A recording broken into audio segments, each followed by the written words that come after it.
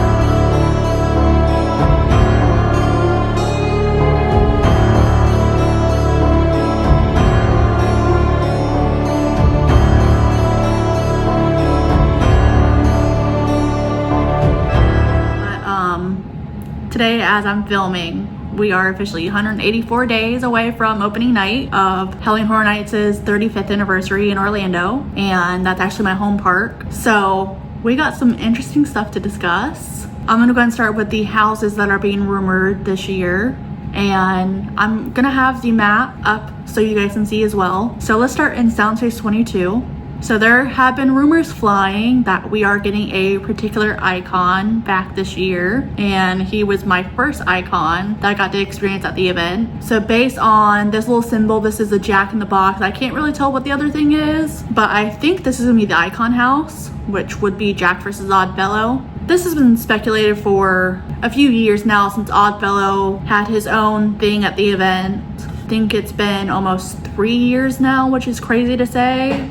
32, I think it was. So for 23A, this is a burned book or a burning book, and there is a book in a certain horror franchise that has a movie coming out this year in July, I believe, Evil Dead Burn, that's being released. So I think that's gonna be this. I would love to see Evil Dead at the event. It's been well over a decade, actually. I think the last time we saw this property was 2013. So for 23B, this is a upside down clock. Obviously, I think this is gonna be Stranger Things 5, or this could be a full Stranger Things mashup just to say goodbye to the property at the event. This is, I think, the 4th year it's been at the event in Orlando, and this would just be a really good send-off for it. There are some things in season 5 that I think would work well as a house, but I don't think it would work well as like a full house. I think realistically, if they broke it up into seasons 4 and 5, 4 had a lot of stuff you could do in the house, but it wasn't really well executed.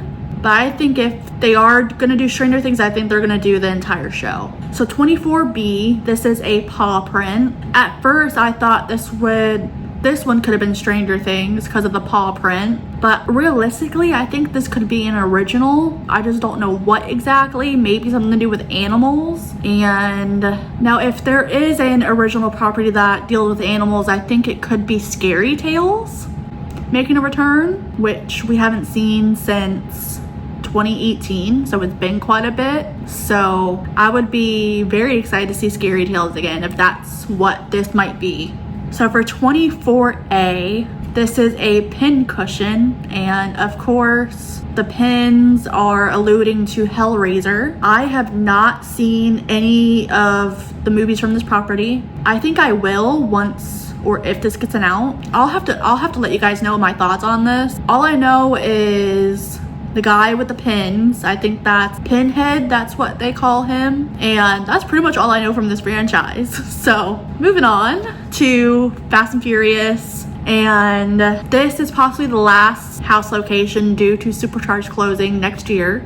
Now this has been a great location. This was where I think Disaster was before they closed that. And it's some Gutz, I think. And the only person I know in HHN history that has guts is HR Blood N Gutz, who we've not seen since 21. And he had an appearance at 25 in Monsters of Mayhem and Welcome to Scary at 30. I personally have never seen HR Blood N Gutz. I'm open to it, and I'm really hoping they lean into the lore of the event if that's the case.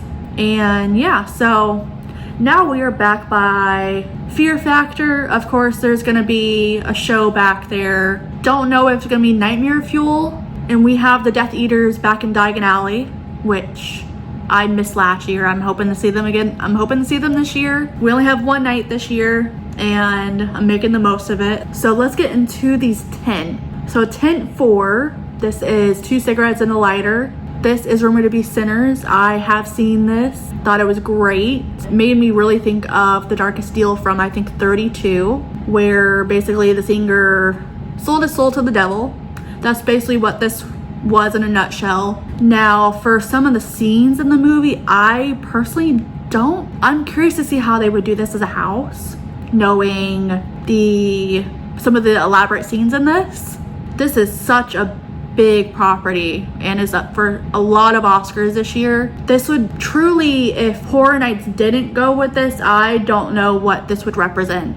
So for tent 3, these are dancing zombies. I'm hoping one of these is what it actually is, and that this is our Lady Gaga house that last year she was rumored to have a thing in the Dead Coconut Club, and now that it's a house, I would love to see this based off the last album that she released, Mayhem. Honestly, it's one of my favorites that she's ever released, and the visuals on top of that too, with some of her older stuff, I think it would be a phenomenal house.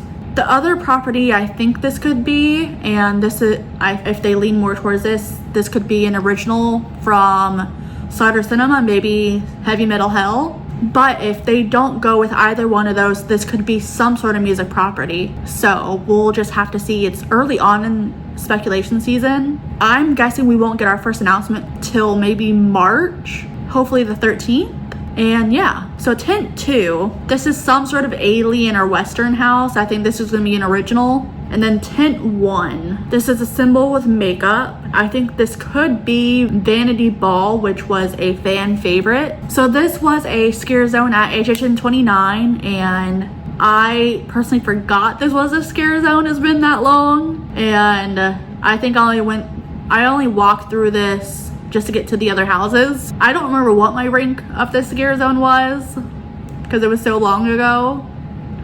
So that may be a video I do where I go through my past rankings and see where they line up today after watching the walkthroughs again. So the other symbols that were on the map, chainsaws are back in Simpsons, which were phenomenal last year. They were awesome just to sit and watch. There's a DJ symbol, which would also mean Club Horror is back in some capacity. And then for Mel's, it looks like the zombies might be back, and they were very fun to watch last year. We literally sat for, I think, 2 hours and watched them. So I do want to discuss my wish list for this year, and with it being the 35th anniversary, I do want to see a compilation house that we've seen at the past anniversary years, especially something like what was in Monsters of Mayhem at 25, Welcome to Scary at 30, Horror Nights Hallowed Past, I think at 20. That was right before I started really following the event. And just something along the lines where we can see some of the properties that they've had in the past. Like, I'd love to see Run again. I'd love to see Psychotherapy. We haven't seen those 2 properties since 25. We haven't seen Body Collectors since 25. I mentioned Scary Tales earlier. We haven't seen them since 28. And there's a lot they could do now, especially with Wicked. But I don't know if they would go down that route.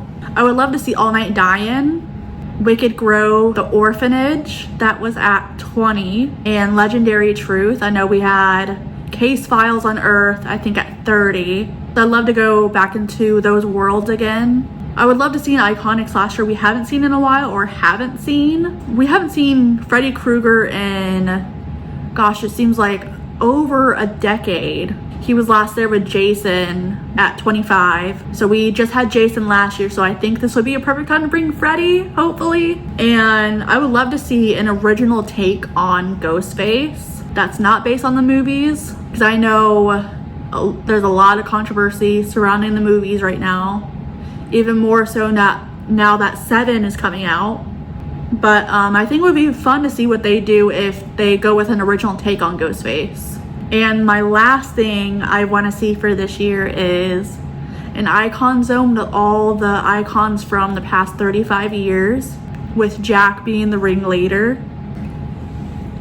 Alright guys, so that is it for this video. I cannot believe that we're already at another anniversary year. This will be my 2nd anniversary year since going. I missed 30 due to COVID. Based on what's been speculated for IPs, I think it's going to be a very strong year for IPs.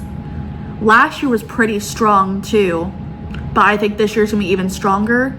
I'm a little concerned for the originals, and I'm hoping they pull through since it is the 35th anniversary, but we'll see once things get announced.